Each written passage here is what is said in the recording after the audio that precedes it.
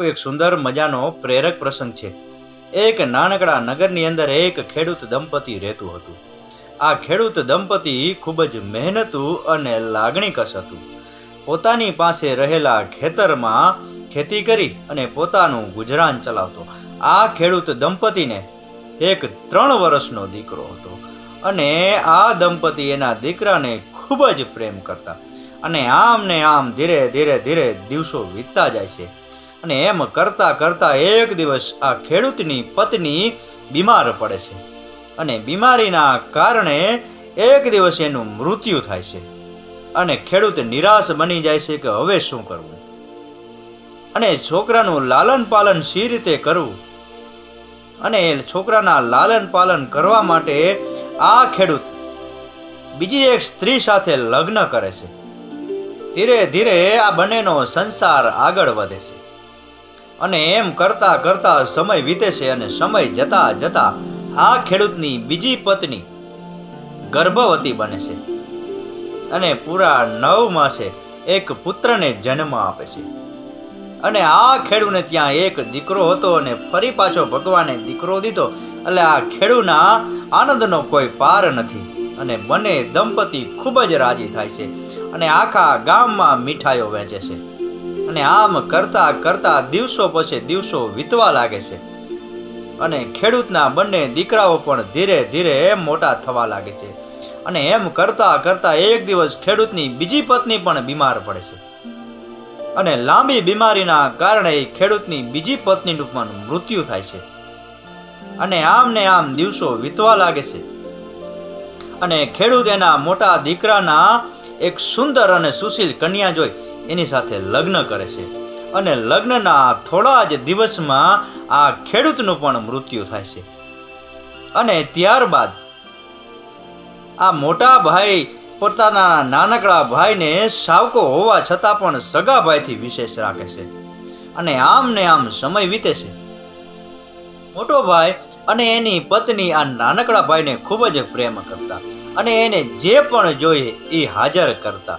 અને આમ ને આમ આ સંસાર આગળ વધ્યા રાખે છે. પરંતુ એક દિવસ નાનકડા ભાઈને કંઈ બીમારી હોય એવું જણાય છે અને એ પથારીમાં સૂઈ જાય છે. અને એ પથારીમાં સૂતા બાદ ફરી ક્યારેય ઊભો નથી થઈ શકતો. અને આ મોટા ભાઈને ચિંતા થાય છે કે નાનકડો ભાઈ બીમાર પડ્યો છે. એટલે મોટો ભાઈ વૈદ્યો હકીમોને તેડાવી અને નાનકડા ભાઈનો ઉપચાર કરાવે છે. અને દિવસે ને દિવસે એનો ઉપચાર વધતો જાય છે અને એની દવાનો ખર્ચો વધતો જાય છે. ને એમ કરતાં કરતાં એની સંપત્તિ પણ ઓછી થતી જાય છે.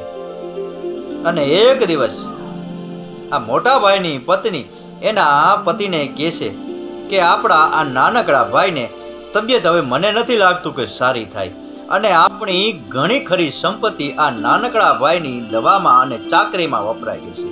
અને જો આમ ને આમ દિવસો રહેશે તો આપણી તમામ સંપત્તિ આ નાનકડા ભાઈની દવામાં વપરાઈ જશે અને આપણે સાવ કંગાલ બની જશું. એટલે હું તમને એક સલાહ આપું છું કે આ નાનકડો ભાઈ હવે સાજો તો નહીં થાય એટલે કોઈ સારા વૈદ્યને બતાવી અને એને ઝેર પાઈ દઈએ અને કોઈ ગામ લોકોને પણ શક નહીં જાય અને બધા એમ વિચારશે કે બીમારીના કારણે એનું મૃત્યુ થયું છે. અને થોડી વાર વિચારવા પછી મોટા ભાઈને પણ આ વાત યોગ્ય લાગે છે અને બંને પતિ પત્ની એક વૈદ્ય પાસે જાય છે અને વૈદ્યને બધી હકીકત જણાવે છે કે મારા નાનકડા ભાઈને એક બીમારી છે અને બીમારીના કારણે ઘણા ખર્ચા અને રૂપિયા વધી ગયા છે અને આને કારણે અમે ધીરે ધીરે કંગાલ થતા જાય છે. તો અમારે નાનકડા ભાઈને દવા પાઈ અને મારી નાખવો છે. બોલો તમારા કેટલા રૂપિયા થશે?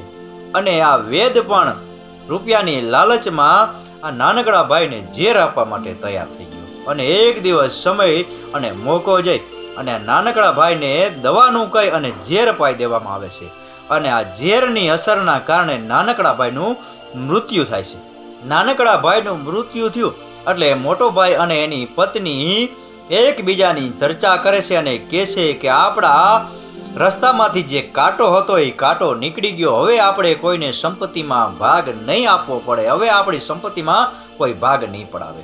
અને આમ ને આમ દિવસો વીતે છે અને એક દિવસ મોટા ભાઈની પત્ની ગર્ભવતી બને છે અને આ મોટા ભાઈની પત્ની પૂરા 9 માસે એક દીકરાને જન્મ આપે છે. અને આ મોટા ભાઈની આનંદનો પાર નથી.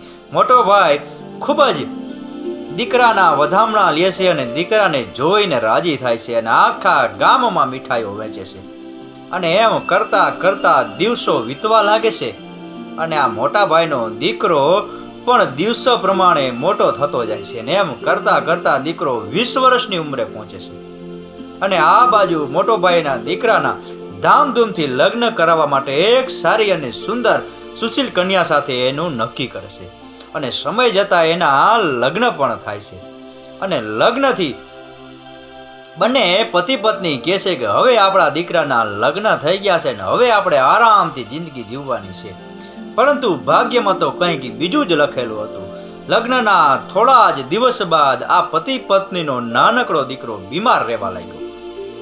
અને એને પણ કોઈ ભયંકર બીમારી હોય એવું લાગવા લાગ્યું. અને ધીરે ધીરે એ નાનકડા દીકરાની બીમારીને કારણે એનો દવાનો ખર્ચો વધતો જાય છે. અને એમ કરતા કરતા મોટા ભાઈની સંપત્તિ પણ ઘટતી જાય છે અને દવાનો ખર્ચો વધતો જાય છે. અને આમ ને આમ કરતા કરતા આ મોટા ભાઈ પાસે રહેલી સંપત્તિમાંથી અડધાથી જાજી સંપત્તિ અને એના દીકરાની દવામાં વપરાઈ જાય છે. દિવસે ને દિવસે આ મોટા ભાઈનો દીકરો બીમારમાં હાવ ઘસાતો જાય છે. અને એણે કેટલી સસ્તી દવાઓ કરી, કેટલી મોંઘી દવાઓ કરી, કેટલી સારી દવાઓ કરી, છતાં પણ આ મોટા ભાઈના દીકરાને જરા પણ તસુભાર પણ ફેર નથી પડતો. અને આમ ને આમ મોટા ભાઈની સંપત્તિ પોણા ભાગ કરતાં પણ વધારે આ દીકરાની સારવારમાં વપરાઈ ગઈ. છતાં પણ એના દીકરાને જરા પણ ફેર નથી પડતો. મોટા ભાઈ મનોમન ચિંતા કરે છે કે મારી સંપત્તિ બધી લૂંટાઈ જાય તો કંઈ વાંધો નહીં, પરંતુ મારો દીકરો સાજો થવો જોઈએ. મારા દીકરાને કોઈ પણ સંજોગે મારે સાજો કરવો છે. અને આમ ને આમ દિવસો વીતે છે અને મોટા ભાઈની ચિંતા પણ વધતી જાય છે. દીકરાને જરા પણ તસુભાર પણ સમૂહ નથી થતું. અને દિવસે દિવસે દીકરો બીમારીમાં સપડાતો જાય છે. એક દિવસ સાસુ અને વહુ ખેતરે ગયા હતા અને આ બાજુ દીકરો અને બાપ ઘરમાં હતા. અને દીકરો ખાટલામાં જાણે હાડપિંજર પડ્યો હોય એ રીતે પડ્યો હતો. અને એનો બાપ એટલે કે મોટો ભાઈ ત્યાં બાજુમાં ઊભો હતો.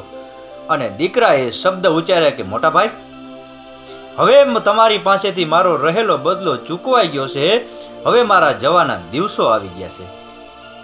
એટલે મોટો ભાઈ કહે છે કે આ તારી બીમારીને કારણે તારું મગજ પણ ઠેકાણે નથી. હું તારો મોટો ભાઈ નથી, હું તારો બાપ છું, તું મારો દીકરો છે. એટલે ફરી પાછો એ મોટા ભાઈનો દીકરો કહે છે કે આ જન્મમાં હું તમારો દીકરો છું, પરંતુ ગયા જન્મમાં હું તમારો નાનકડો ભાઈ હતો. તમે મારા મોટા ભાઈ હતા અને તમે મને બીમારીના કારણે દવા દારૂ કરવાના ખર્ચના બહાને તમે મને મૃત્યુ આપી દીધું હતું. તમે મને ઝેર પાઈ દીધું હતું અને આને કારણે મારું મૃત્યુ થયું છે. એટલે હું તમારો દીકરો બની અને મારી સંપત્તિમાં ભાગ પડાવવા આવ્યો હતો. હવે મારી સંપત્તિનો અડધો હિસ્સો મને મળી ગયો છે. હવે મારે જીવવાના દિવસો થોડાક બાકી છે. હવે તો બસ એક ખાપણ અને લાકડાનો ખર્ચો તમારી પાસેથી લેવાનો છે. અને બાપુ એ સમયમાં સતી પ્રથાનો રિવાજ હતો. એટલે મોટા ભાઈએ એના દીકરાને કીધું કે તું ગયા ભાવમાં મારો નાનકડો ભાઈ હતો અને આ ભાવમાં તું મારો દીકરો બની અને તારું ઋણ ચૂકવવા આવ્યો છે, તું તારું કરજ લેવા આવ્યો છે. પણ તારું કરજ પતી ગયું એ વાત તો સાચી, પણ તું તારી પત્ની તારી પાછળ સતી થશે, તારી સીતામાં ચળકશે, એને સળગતી અગ્નિમાં સળગવું પડશે. તો એ પત્નીનો બિચારાનો શું વાગ? અને ત્યારે એનો નાનકડો ભાઈ જે દીકરા તરીકે જન્મો તો એ મોટા ભાઈને કહે છે કે એ પત્ની, મારી પત્ની જે બની છે એ વ્યક્તિ બીજું કોઈ નહીં પણ જે વૈદ્ય મને ઝેર પાઈ અને મારી નાખ્યો તો એ વેદ આ ભવમાં મારી પત્ની બની છે. એણે મને ઝેર પાયો અને મારા શરીરમાં અગ્નિના હાવ ગોળા સળગતા હોય એવું મને લાગતું હતું. અને આ ભવમાં પણ એને અગ્નિના ગોળામાં મારી સીતામાં ચળકવું પડશે, મારી સીતા ઉપર ચડી અને એને પણ ભડકે બરવું પડશે. અને આ મોટો ભાઈ મનોમન વિચારે છે કે કર્મની ગતિ કેટલી ન્યારી છે, કર્મનું પ્રારબ્ધ કેટલું ન્યારું છે એ તો કોઈ સમજતું નથી. અને બાપુ આ નાનકડો પ્રસંગ તમને અને મને સમજાવે છે કે આપણે જે કર્મો કરીએ છીએ, રોજ બરોજમાં જે પણ કર્મો કરીએ છીએ, એ કર્મ આપણા ખાતામાં લખાય છે અને એ કર્મનો બદલો આપણે કોઈ પણ સંજોગે, કોઈ પણ રૂપમાં અને કોઈ પણ સ્થળે આપણે ફરજિયાત ચૂકવવો જ પડે છે. અને આ કર્મના બદલામાંથી કોઈ પણ બચી નથી શકતું. આ કર્મનો બદલો આપણે જ ચૂકવવાનો હોય. આપણે જે કર્મ કરીએ છીએ એ જ કર્મનો બદલો આપણે ચૂકવવો પડે છે. એટલે મહેરબાની કરી અને કહેવું છું કે બને ત્યાં સુધી સારા કર્મ કરજો. કોઈ ગરીબ માણસને રંજાડતા નહીં, કોઈ દુખિયાનો પૈસો કે કોઈ અનિતિનો પૈસો ઘરમાં લેતા નહીં. આ નાનકડા પ્રસંગ ઉપરથી આપણે ઘણો બધો બોધપાઠ મળે છે. આ પ્રસંગ જેને સમજાય એને વંદન. આ પ્રસંગ પૂરેપૂરો સાંભળ્યો એ બદલ તમારો ખૂબ ખૂબ આભાર. આપણો દિવસ શુભ રહે. મહાદેવ હર.